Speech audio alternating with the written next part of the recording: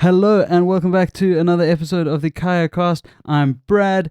I'm joined by Gina, our head of brand, and we are joined today, very excitingly, by Candice and Kola, who are the owners of The Commons, one of our favorite venues in Cape Town, absolutely. And we're so excited to have this conversation because you guys are doing so many incredible things for the scene and just really excited to chat about it. So, first things first. And I think we'll start with Candice and then Kola. What were you doing before the Commons in the creative world? Just like very briefly so people have a context on what you were bringing in. So I spent a number of years in London, quite long, 12 years, and a large chunk of that was around live music and musicians who were playing a lot in the houses that the house that I lived in, and friends' houses. Bands were born in the basements of these houses. So I was around that quite a lot. And I worked for a modern contemporary artist at that time and had exposure to what his world was like. And then I did some work in production and photography, event management, this kind of thing. So that all tied together quite well in terms of like how to run a venue in that sense. And I've traveled quite a lot and been to lots of live music venues all over the world and experienced venues, bars, this kind of thing from different angles, if you like. Yeah, that's me in a nutshell. That was beautiful. Okay. And we're going to get into so much of that once. Next Kola, nutshell. Yeah. What were you doing before the Commons? Okay, so I'll just maybe better start from back home, which is Lagos, Nigeria. I was fortunate to attend one of the best music schools there, and also I was fortunate to be a member of one of the best orchestras back there, and so I was more like very active in the classical music scene, playing the trumpet. And from there, I got a transfer from the school I was studying at back in Lagos to UCT, and coming to Cape Town. I became basically, from graduating classical music studies, started playing in the scenes and basically became a prostitute in a way. And, A musical prostitute. That's a common story. Yeah. You know, like playing, just saying yes to as many gigs as possible. And through that, I began to have very serious conversations with people beyond the music field, and I met a lot of poets, writers, and artists, and moved to Muizenberg, and the Commons came to be. And the Commons came to be. And I mean, from just those very brief histories of where you guys have come from, if someone doesn't know the Commons, like, you are bringing such an interesting perspective already before like even coming into that space. So maybe like for people that don't know the Commons as well, a brief recap and history on how that all came about. And you go first. Okay. So like where we are now with. Okay. So to encapsulate it, like, it was during COVID that the venue opened. But my personal experience of it, because there were 4 people in the beginning that started it together, and personally, I came to Cape Town for a number of reasons, and surprised that I was being drawn to be in South Africa, because I'd never thought that I would actually live in South Africa again. I didn't know Cape Town, but for a number of reasons was called to be in Cape Town, and one of my best friends instructing me to try Cape Town, feeling that was really suitable to who I was and to not go back to London. And so during quite a brief period of checking Cape Town out, I then met Kola, Sam, Jenna, the other 2 that were involved in the project in the early stages. And I think it was around about the similar time where, because it was COVID, I had realized that it would be better for me to stay in Cape Town and not go back to London and sort of start stuff again there, because I'd been in jungles and ashrams and things for a few years after London. So and then it was kind of, I decided I would stay in Cape Town, that I wanted to grow something. There was something that I wanted to do. What was I missing in London? And it was live music. It was community in this community around art, specifically poetry, film. I was inkling more towards more of a yoga and dance studio and a health food cafe, this kind of thing. One of the things that I really wanted was to make sure there was enough space for live music. In and amongst this, met Kola and Sam and Jenna, as I said, and Kola and Sam had already started selling books and records in the physical space that we're in. And I happened upon that space through a Qigong class. At that stage, I was doing a lot of meditative practices and was kind of in a very transitory space in life where I was like very squeaky clean, no tobacco, nicotine, alcohol, sugar, sex. I was like a whole year. And then you decided to start a venue. And then I was like, I need some rock and roll. I need some rock and roll. It's time to, kick Flip things that up. on its head. Kola is just like the irony. Finished. Exactly. So it just aligned really well. Sam had initiated the conversations between all of us initially, but in like reflecting on where the space is now and how important, how much Muizenberg needed it, Cape Town needed it, artists needed it. It does feel like something that was born in and of itself. It is the collective consciousness. There are so many people that have manifested that space that over time have come to tell us about their manifestation of a space like that. And for me, it really feels like it's way beyond the human. Kola and I can't really take massive thanks without, really acknowledging how many people it's taken to make the space what it is. It really is. And, Absolutely. we could curate and schedule and perfect what we can, but it's not the same thing without all the art that's come through and people giving of themselves and that, especially in the early stages when we could only pay so little, when you're trying to get the business model right. And it was during COVID that we started. So people just coming and just like, yeah, we want to be part of it. Yes, we want to do it. And spending ages offering advice and suggestions and guidance and, outside of work hours, their willingness to help make the space work. So many people want the space to work. So yeah, that's my experience of how it came to be, and yeah. And I mean, sure, yeah. What a story, and I think, yeah, the commons. You started touching on it, and I was like, oh, great! This is a rabbit hole I wanted to follow. But on the kind of moreness of it, and almost a sense of there's a spirituality to the creative community and a space like the commons that is, you kind of said, more than just us as humans, or that it's more than something like that.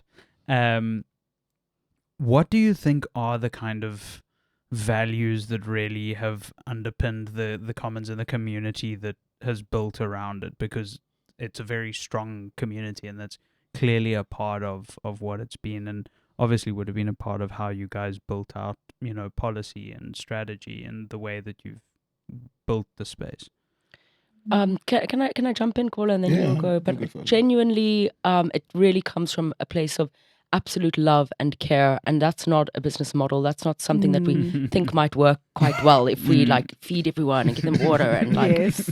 It's just like we just love and appreciate everybody so much, and we're so grateful to people coming to the space and choosing to drop their guard. And every person that's there is valuable to us. Every staff member, every team member, we just have immense gratitude for everybody that comes through and shares themselves. And I think I feel like the success of the space, because of what we hear from people and how the space makes them feel, I think it's down to the genuine love that everything stems from. And you can't eradicate the ego, but in being in a space, personally for me, where I have been at rock bottom at different stages, but certainly when I talk about being in jungles and ashrams, that was 4 years on the back end of 12 years in London of deep healing work. And so when you come out of or start to surface from something like that, you see the world differently and people that you meet differently, and there is less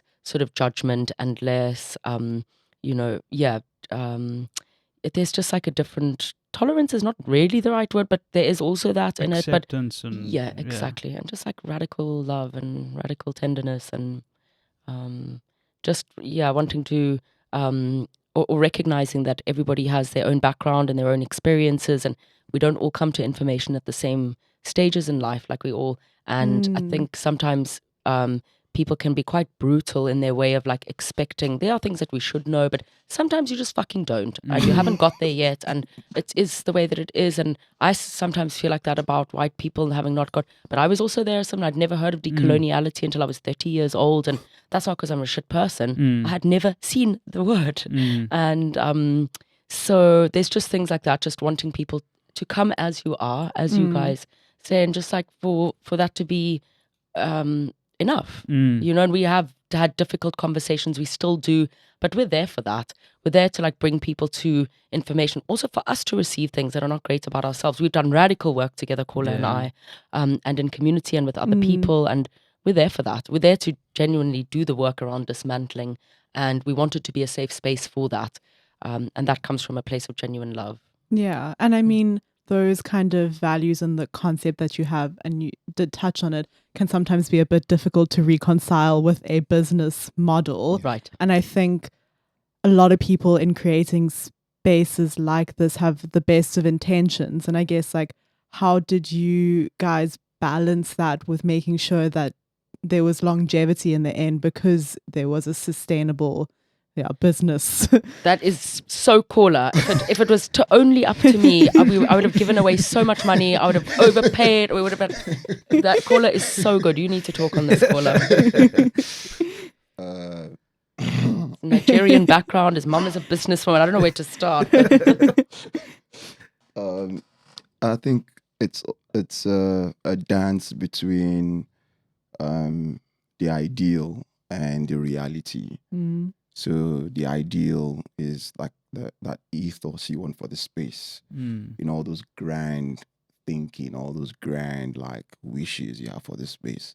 Then the reality is what the space allows, or how business itself operates. What we need.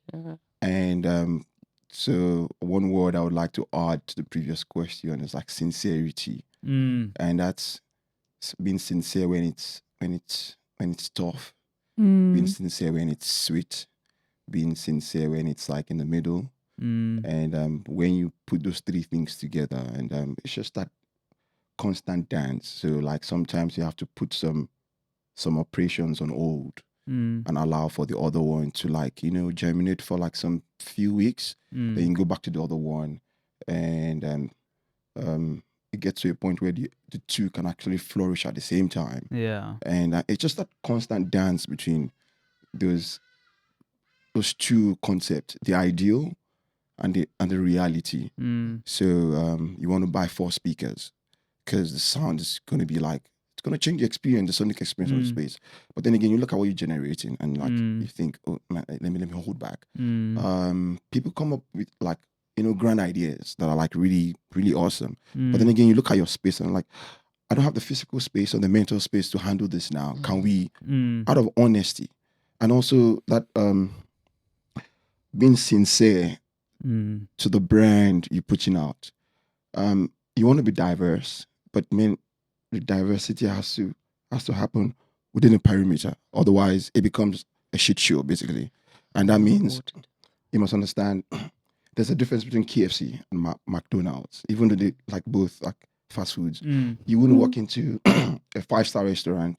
I mean, you wouldn't walk into KFC and be expecting a 5-star restaurant kind of like vibe. So even though you're trying as much as possible to say yes to all the ideas out there, and you're trying to be as diverse as possible, you must also keep all of that within that perimeter, and that's also being sincere, and also same, like I said earlier, that constant dance between the reality and the ideal.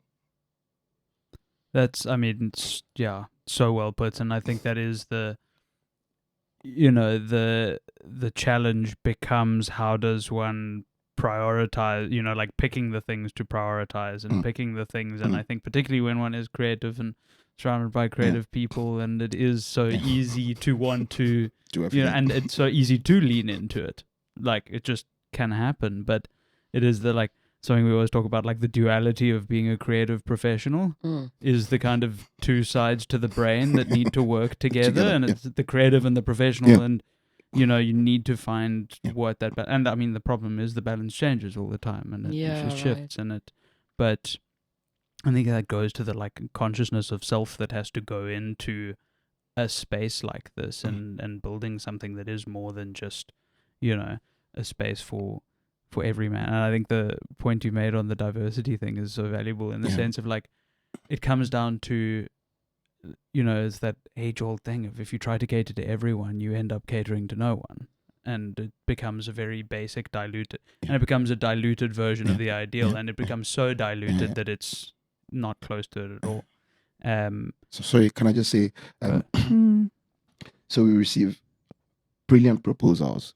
I mean, and it's not always easy saying no, but when you're being sincere, the no almost becomes easy. Yeah, because you're being sincere to, and that's such a very being sincere and consistent. It's like you can't. Sometimes you have to be brutal to keep those two alive. Yeah, and that might mean saying no, even to this thing this person has taken their time. Taking their time to put together and like send to you via emails or like WhatsApp or whatever, and you say no, not because you disrespect them, not because you don't value what they're trying to bring into the space, but then again, just being sincere to like the ideal, the branding, and saying, sorry, this is brilliant, but it doesn't just fit into the concept and that's okay. Or it's being sincere to the reality. On the flip side, it's just like, love the idea, super in line with our ideal, but right now, like at a point there is a limit to what the space, and what is possible in the space. And I mean, I think can relate very aggressively to the ideal versus the reality, and kind of having to weigh those two things up.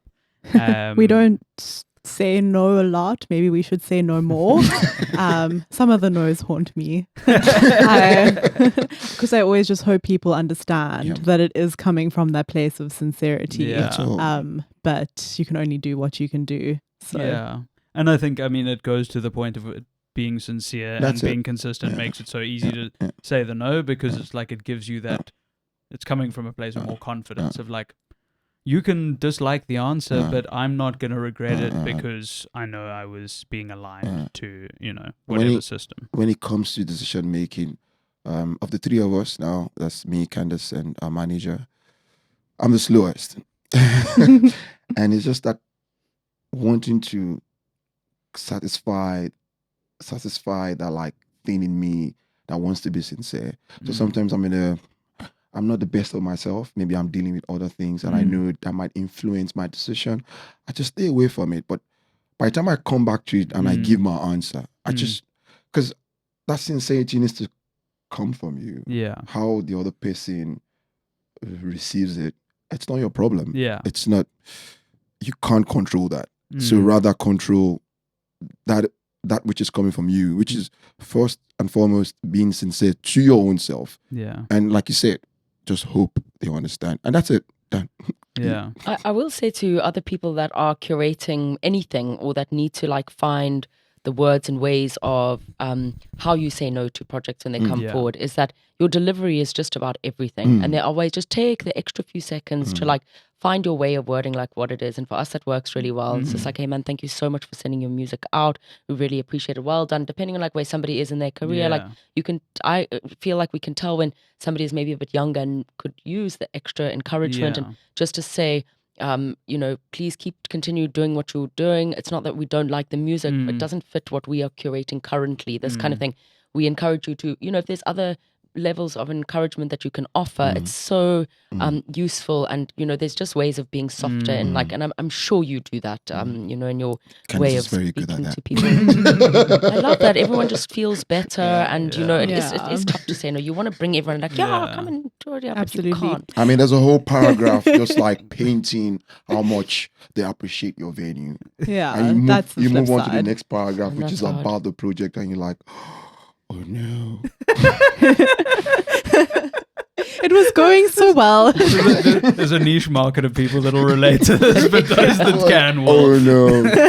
It does go to the, the sincerity of it. And I think it's been something we've tried to keep as the thing, is like, we love the music community. We love the people that are a part of it. And we love seeing that scene thrive, and we love seeing, you know, for that to happen as a venue, we've got a certain responsibility to put on certain things according to certain, you know, and we have different series that we reserve for different whatevers, and that's based on specific criteria. And sometimes it's like, well, we haven't seen this from you, so because of that criteria, and it goes to the consistency, we can't book you for this. And that's just because we've been even-handed with everyone, you know, on getting this or this being a part of it. But it's not like no to you or in whole, or, you know, it's just this thing isn't there, or we're, you know, looking for this, or we just aren't booking these shows at the moment. And it's something that we'll, you know, keep down the line. But it is much easier said than done, to be, you know, frank about it.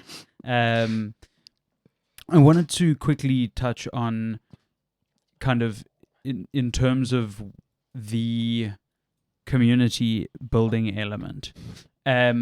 What do you think are the things that have really most contributed to the regular community that really engages, you know, like beyond people that have been to the Commons once or twice, but the people who are there regularly, they're, you know, every event or every weekend they're there, that kind of thing. What are the things that have helped most in terms of for other venue owners and other people that you feel have contributed to to developing that over the years? And I mean, Kola, maybe you wanna jump, but I would like to like just give a nod to like the consistency, and that goes to like Kola's curation. Like, people know that they're going to get really good shit when they come to the venue. It's like, it's not a question. Some people are those types of people that will go and listen to maybe the music before they would go and go to a gig or something. We have a lot of people that just come knowing that it's going to be consistent and good, whatever the offering is. So we're talking more about regulars, yeah? People that keep coming back, like the real community who... I mean, I think also we're very lucky to be physically where we are. We're on the beachfront. We have a balcony out front. It's exquisite. We have sunrise, sunset, whatever the sky is doing out there, we have that. And it's so beautiful. The mountain meets the ocean there. That's like really potent. It's so beautiful. And then the venue is so pretty as well, you know. There's the building itself is 100 years old. There have been many iterations of different things in there. It's a historical site. There have been over the years many different things, many iterations of what, you know, we are a continuation of what has been there before, and the minor works that have been done within it, like building works, let's say. There are some like the current bar and some installation, the mural that we have on the wall. Those things were there when we came there, and they just suit character. Yeah, exactly. And so those things already existed. I think like if you think about like the tones of walls, the tones of paint that you choose, the comfortability people have, including natural elements into your physical space, whether it be plants, if you can take care of them, or dry grasses because you can't, you know, not everybody has green fingers, or there's elements like that that really make people feel comfortable. And we know that with biomimicry and things like when you study you know, natural elements and how people feel with that. I would love to have a water feature in there so you could hear the running water. We do have the ocean outside, so that's all, all right. Okay. You have got the ocean. So it's unfortunate when people don't recognize like the importance of like choosing your color palette and how to soften the space. Lighting is so important, and those elements really count for a lot. And then also like our food offering, our menu is curated, considering the nutrient profile of each dish, everything that we want. We are a vegetarian restaurant for ethical reasons, and so trying to satiate your many different types of people coming through and what they might feel like eating means we have quite an extensive menu, which is great. We've been encouraged to make it smaller. We can't. We've tried so many times. We want people to have what they feel like. So like, how do you do that? By the way, the menu is Candice's baby. Yes. So by we've been encouraged to shorten it, we've been encouraged. Exactly. And we've actually just gone organic in the last week, which is really exciting. Incredible. And I'm so proud. I just feel so happy about that. I thought for the longest time it's affordability, and like it's actually kind of a minor price difference, and you just need different suppliers. So it's an extra layer of work for us, but something we're so willing to do. I want to be organic. I want people to know that when they come to the venue, everything that they eat is a bowl of medicine. It is down to like, including the sprouts and the microgreens and our homemade sauces, all these things. We ferment our chili, all these things so that you definitely get probiotics, whatever, down to our soft drinks. Everything is locally made. Bread is delivered on foot twice a week. And all these small things, everything, we try and use as little preservatives in our food as possible. And those kinds of things, I think so it feels like it's a wholesome, holistic experience, like from the music to the food to what you're drinking. And if somebody doesn't know what they want to eat, I like our team is also take time, like, well, how hungry are you? What do you like to eat? What do you feel like? And I don't know what to drink. Well, these are the options, like creating interesting combinations for people. Pomegranate soda with tequila, that's really yummy and it's refreshing. And something more dense than that, so going through that process of like caring what people feel like and satiating that in as best we can. I think that just to take it from where you stopped. So speaking of the diversity of the offering, what you begin to realize is like each offering attracts different people. So you could argue it's not even the same people that come every time. It's just like each offering is attracting different people from different parts of the community. So even if you have like 4 gigs a week, it's like well attended, but it's not attended by the same set of human, the same class of or the same human beings. It's just like so the diversity also helps in pulling different people from different parts of Cape Town itself. And but just the way I would kind of like attempt answering that question is on this. It is a hard one. I will give you that. It's basically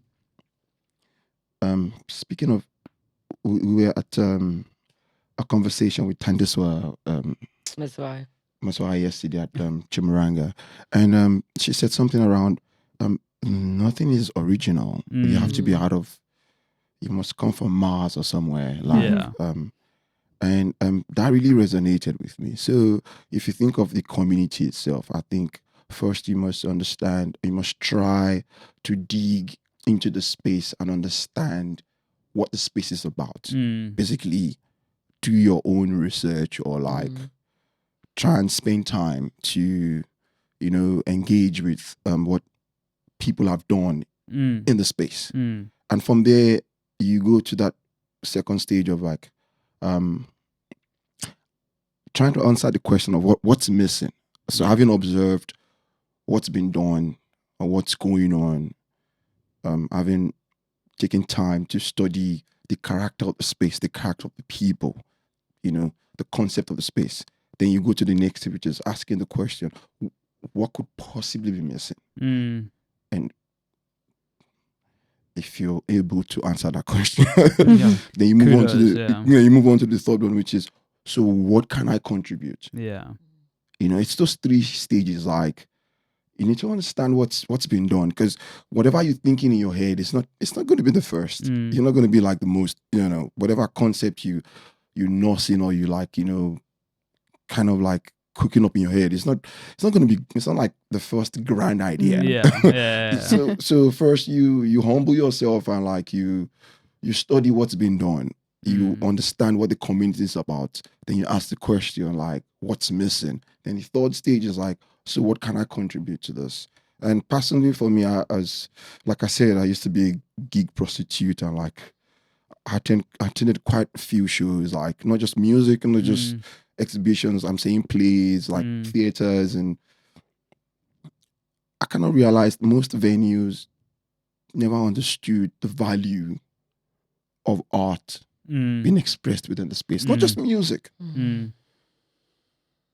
So the way they saw art as a commodity and something to make money off. It was just like like an object of furniture, like, oh man, this guy is just here tonight, blah blah blah, and you don't understand, this person is like a mobile establishment. Like they're like a company as you are. They're just not in a they're not like situated in a physical Yeah. space.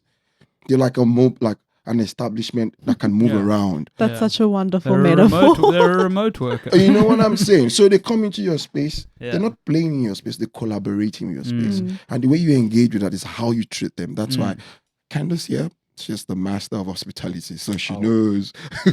So this person comes into your space, and the way it's from that understanding, you begin to treat them with respect. You begin to like, you know, put an extra effort in the way you host them within the space.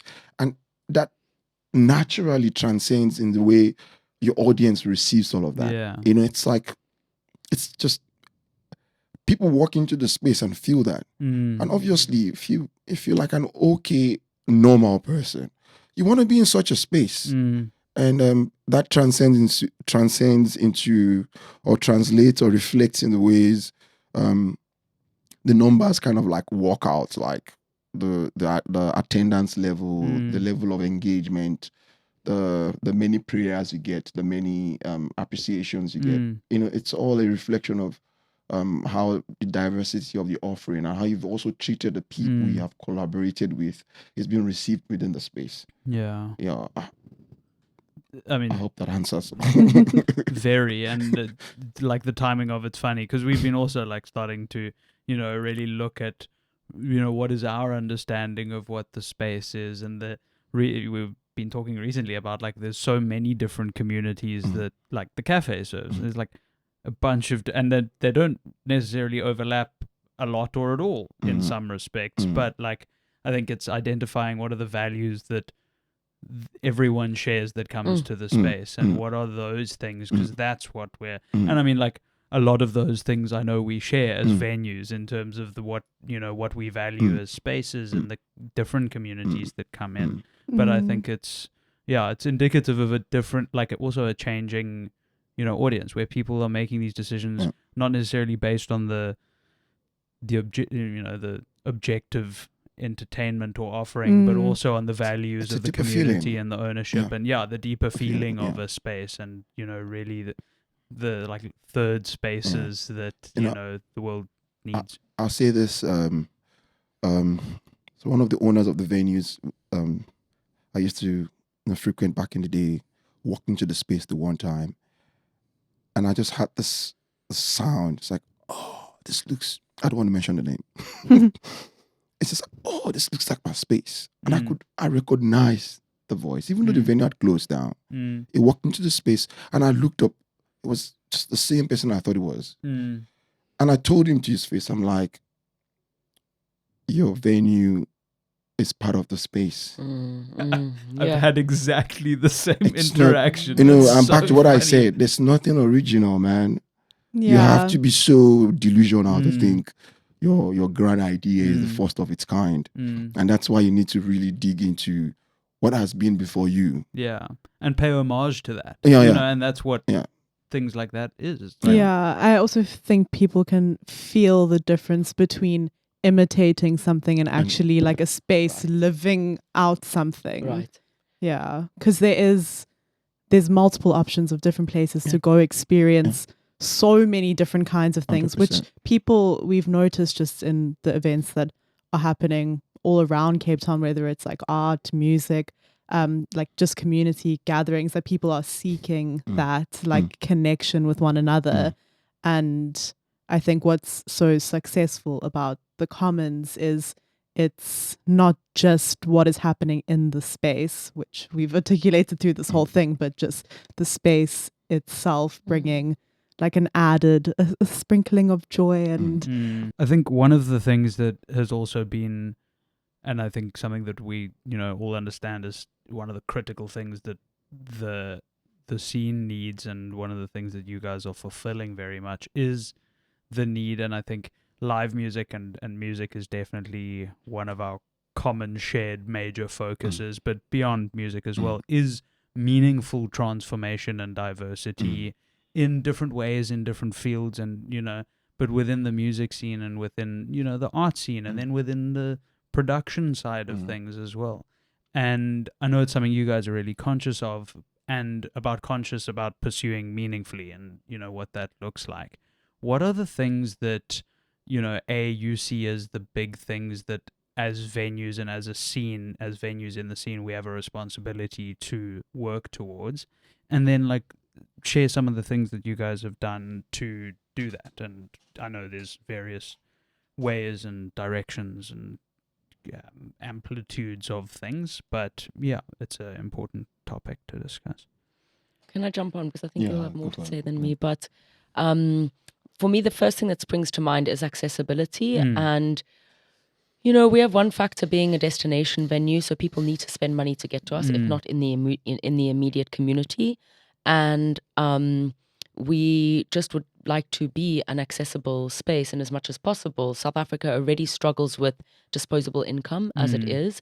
And then the second challenge, or there's many within it, but another challenge is not wanting that to be to the expense of the artists. So that's something that we juggle a fair bit. And funding is the easy answer to that. It requires a lot of mental space and preparatory working, and we just haven't got to doing that yet. That's something we play with, and just trying to figure out the right ways of working within that. Yeah, that springs first to mind for me is accessibility. Yeah, I mean, within my work, which is outside of the commons, I kind of explore this idea of the nuanced difference between a space and a place. So a space basically becomes, the way I've theorized it, or like the way I'm engaging with it at the moment, with those two concepts, is a place becomes a space when the space is given a name. So when you say it's a parking lot, you have to see facilities of the parking lot. So like the markings on the floor. Without that, it's just a space, So when you give the space a name, that name resonates if you pay attention to it. So it's called the commons for a reason. It wasn't just like we threw a dice on the floor and like, now there was this intention behind. The commons kind of like was the word that like captured all the ideals, all the ethos we all shared, all the philosophy we all like articulated through our like everyday, or the way we engaged with the world. The commons was that word that like captured all of those, and naming the space which became a place called the commons was that intentional, and that filters into every activity we put on within the space. And so if it's a common place, how do we make it very accessible? Financially, ideologically, politically, musically, in so many ways. And we, it's just different factors. I try to engage with the staffs this way, and I tell them, hey man, when there are 2 people in the space, you want to give them your all. When there's 200 people in the space, you want to give them your all. Yeah. So the numbers changes, but the vibe stays consistent. Yeah. Like 10 people, whatever. Yeah. 100 people. It's just, and I don't know if that answers the question, but like it's just the naming of a place of a space. When it becomes that place, you have to be intentional about it, and always allow that like inform your decisions within the space. And hopefully people engage with it, and often people do without you even doing too much. You just, again, back to the word, you just being sincere, you just being yourself. Yeah. And it becomes something that resonates with people. Yeah. That's such a well put answer to the question, and speak so loud, like a name with resonance and real meaning, and that really encapsulates a space rather than just being a label. And sure, that's given me things to think about that I need to like take away and work with. Thanks, Kola. I'm gonna be up late tonight. I think one thing that we've touched on things that we can do for the scene in various ways. What are, and this is the backwards thing, but there's also a lot more people on this side than venue owners and managers. What can someone who's interested in doing something at the Commons, and I guess extrapolate the knowledge in some ways out to other venues, but what can people do to make it easier to say yes to that idea? I get, like when someone's bringing a proposal to you guys, and I speak to this from experience because we get obviously varying degrees of people bringing ideas to us. What from your guys' side are the things that make it really easy to say yes, or, to make something happen organizationally? There's so many elements that go into it, and people can make it easier, and it isn't just about like making it easier for you or us. It makes it better for their careers, right? In the long run, understanding what venues that they can have more success all round, I guess. Yeah. I think like streamlining admin, let's say. I had somebody the other day come into the venue who comes quite often, and we've said no a few times. I'm not sure she is, going to keep trying.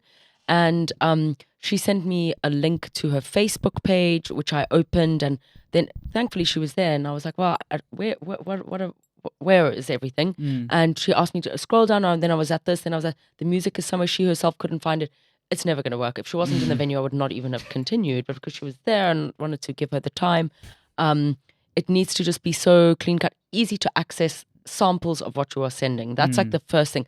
Too much information, like we are all just byproducts of how we are receiving information currently, and there's split seconds, few seconds of reading, just like directly to a sample of what your offering is without too much text. Unfortunately, I don't want to, stop people that are writers and writing and things like that.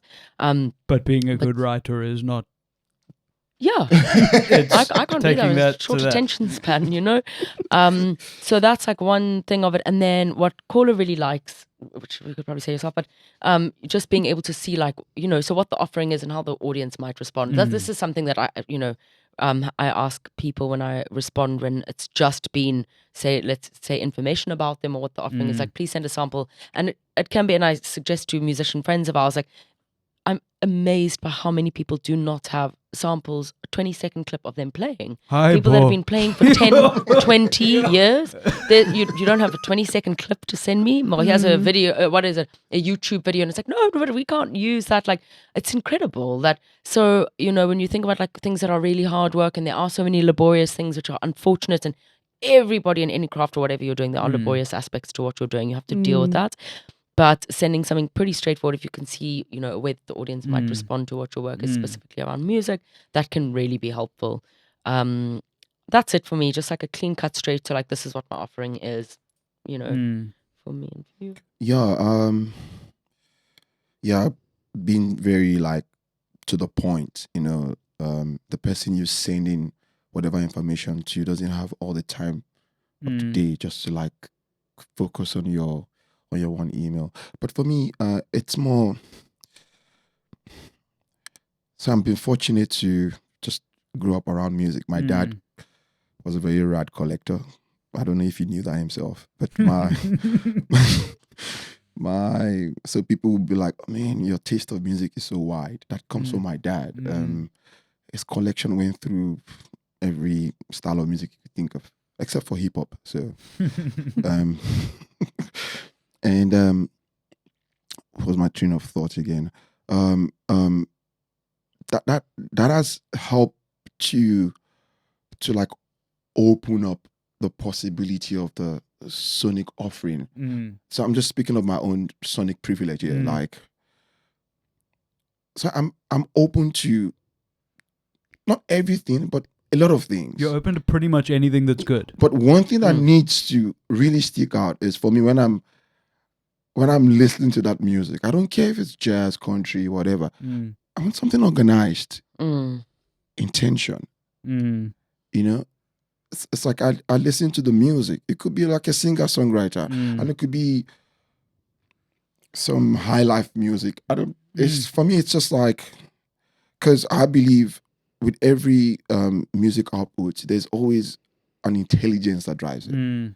Just because you don't like it doesn't mean the music is stupid. You say trance, say jazz. There's an intelligence that drives trance music. Just because you don't like it doesn't mean it's not like. But then again, if you're sending me that, I want to see that, like, intentionality and that level of organization in whatever sample you choose. So it's not just even having like a clean, well shot like video. It's like, We're sometimes like, why would you send us that clip? Yeah, out of all the clips, that one. Rather don't send something. Like, now you made me worried about booking you. It was a great idea. Some have the link, they have the video, but like again, it's just put some organization in it. It's like a sound texture or whatever that is organized, and through that the intention comes through. Yeah. Once those two are missing, you can have the prettiest of videos or just doesn't really work, and it doesn't just have to do with like musicians. It's also like you want to exhibit your art, or you want to do like a public talk, or you want to like launch your book, or when you send in all of those proposals, just like be organized with intention and keep it short, don't and give samples, and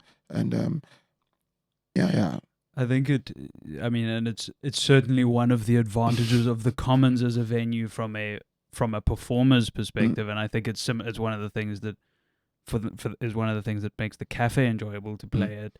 Is, I wasn't as much of a musician myself. We both played music, but I was on the other side as a manager, as an artist manager, and behind the sound desk and those things. And understanding musicians makes it so much easier for us to put on shows that foreground the performers and the artists on the team, and like make it much easier for us to foreground the art and the poetry, whatever that looks like. And I think the flip side there, and I think it's the commonality of what we're talking about, is like, as a performer or a artist or whatever, and you're engaging with, behind the scenes people at an event, at a venue or whatever it is, put yourself in their shoes and try to think about what's going to make their job as easy as possible. Because like the amount of, when we get a good application where I can see like there's a great bio, they've already sent a rider, they've got like understanding of what their tech is, they cool, like I've got promo stuff that I can send to you. It's like, oh my God, amazing. That makes the decision. Just, is the music good? Like, great. And I think to your point, like a lot of venues, particularly in Cape Town, there are very few venues that are hyper genre specific. If they do live, they pretty generally do most things. And it's like, people booking at these venues love music and love musicians and love the culture and want to, really want to put things on in principle. So it's like, but at the same time, they have a professional standard, a standard for the venue, a standard for whatever. And artists have got to understand that if you don't give those decision makers the information they need to make that decision confidently, it's very hard for that process to move along, and it goes slower, and it, all of those things. And a lot of those, like you said, have nothing to do necessarily with the music itself. It's the presentation of the idea, or the art, beyond music. It's like, it's the presentation of the idea. It's the presentation of who you are. It's the presentation of how you're going to approach it that makes, and all of those are controllable, just with the awareness of that's what people are looking for. And on top of that, once you cross that like level, it's okay, you've ticked all those initial boxes of like, okay, you got the link, proposal is on point. Then there's that other stage where, okay, you booked already. The sole responsibility to make the event well attended, it's not only on the venue. Yo, that's a lot. Yeah, that's a whole can of worms. Wow. I know, and I respect. Being a musician myself, even though I've not played in like over a year, I'm not saying the musicians should then like. I'm not saying that responsibility solely falls on their shoulder. No, not at but all. It's a collaboration. 100%. So if I'm pushing every day, I want to see you do the same. You tag me, I tag you. Yeah. And sometimes you book some musicians, and whilst you pushing every day, you go on your like Instagram, socials whatever. and It's just like showing photos of them having coffee or like The whole band. Nobody in the whole band has sent a thing out. You want to bring a 7-8 piece band and come and play I mean, surely 7 people should have at least 2 friends. Yeah. Yes. The amount of times we've been like, guys, there's as many people here as in the band. Yeah. Like, Yeah. and it's because none of you posted anything. and it's not fair energetically to the the energy and the effort we put in the space, the mental space. Yeah, it's a 2-way thing. I'm pushing, you pushing.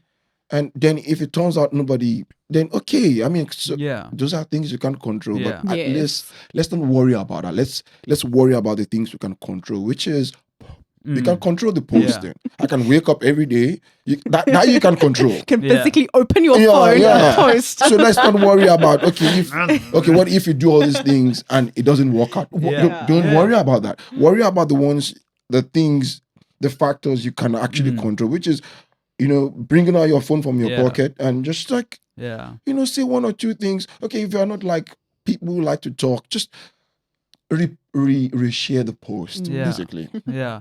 I mean, and I'm so glad you've touched on it because it is, and I think, a common issue. It's certainly something we've faced in, on several occasions with different people, different performers, different events, whatever it is. And it's like, people need to understand, as much as the venue might have a big platform and, often has a bigger platform or bigger following than the artists themselves. Whilst you guys have got a great reputation as a venue, as a live music venue, everyone knows the curation is good, right? I like to think, our Friday Night Live series, people understand, like, that's good music, but someone's not going to pay for a ticket if they're not interested to some degree in the artist on stage, as much as they may love the venue, and they might love it a lot. Or maybe there's 1 or 2 people, but, for the majority, that's not the way things are going to go. Cut us off. Okay. And that's what people don't understand. Like, you have to, and I agree, they have to look excited about the show. I'm sometimes like, why would I, like, you don't look like you want to come to your own show. Like, a little bit of chutzpah, like, make people, Yeah. If there are 4 members in the band leader must relate that message to the other 3 members, guys.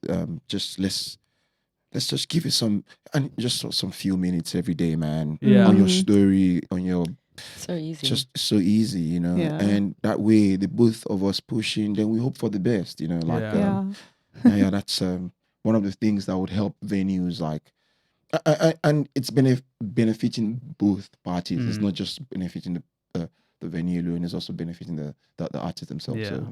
So, well said. Absolutely. Is that a problem, Nicholas? It shouldn't be a huge one, but let me just whatever, so we can wrap up.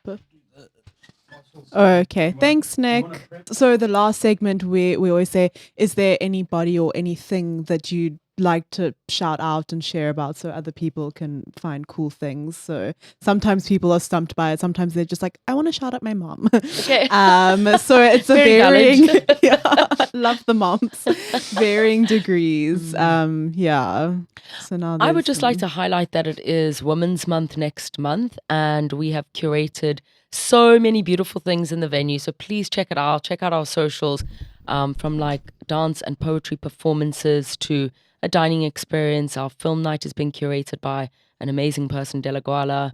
Film, poetry, science cafe. We have a female scientist coming to speak. I'm not sure what her topic is yet. And then we have just some killer DJs coming through. So just check out the curation, like, amazing, in celebration, and our exhibition. So I themed it as the body as home, the home as body, the body as safety, as unsafety. And there's a plethora of artists that have come forward with different styles of offerings. And that goes from like trans bodies to queer bodies, and all varying ways of feeling about, expressing about the body and how anybody feels in and out of their bodies. And, some people have dissociation. So I don't even know what all the artworks look like yet. Yes. So excited. It's going to all be dropped off on Monday so that I can install it. It's going to be dropped off over the weekend to install on Monday. So please come and check it out. There's so many amazing things happening over the course of the month. Yeah. And it's not easy to curate women as a whole. It really isn't. It's something that I was vocal about on Instagram when there was like an upset recently around how it was around representation, generally speaking, and I had to speak up because Kola and I do find it really difficult. Like, where are the women artists? I'm speaking music more specifically now, but we deal with an influx of proposals from male-led bands and from men or male bands. And where are the women at? So we know a handful, and there are some out there. We probably know a lot of the same handful, and book Exactly. them. Where is everybody? Let us know. Like, let us know where you are. Like, reach out, send your stuff. And, somebody did send me a defeatist message saying, some women feel like they're not going to get booked anyway. Stop it. Like, just start getting yourself out there because, please. Just help us all help each other, and I'm finding it really challenging. Absolutely. Booking the music for women. When I last did it last year and the year before, the gigs are less well attended, and so the support thereof. Support your sisters. Come out. Come and support their music, and On that note, we had someone recently play that you should definitely book, but we can chat about Oh, that. nice. I just thought of that. Nice, nice, Cool. nice, Awesome. nice, nice. Shout out, Kola. I want to shout out to the staffs, man. Yeah, our team. Yeah, Amazing. really I big want to shout time. out to the staffs, man. They hold it so beautifully. So there. beautiful. Even when it's empty, we make a party of the space. The team. Oh, to Yeah. the team. Well, we can't do the things we do without them. Yeah. And I want to shout out to all our advisors, man.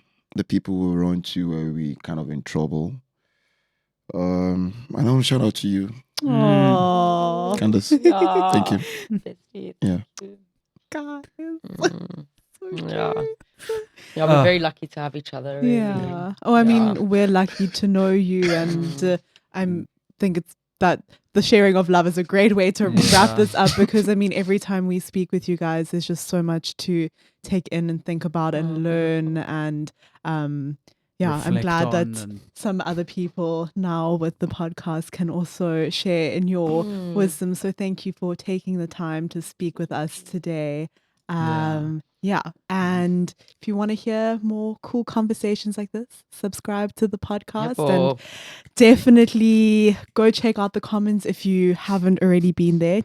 Silly people. Sort yourself out. Fix your priorities. Solve some problems in your life.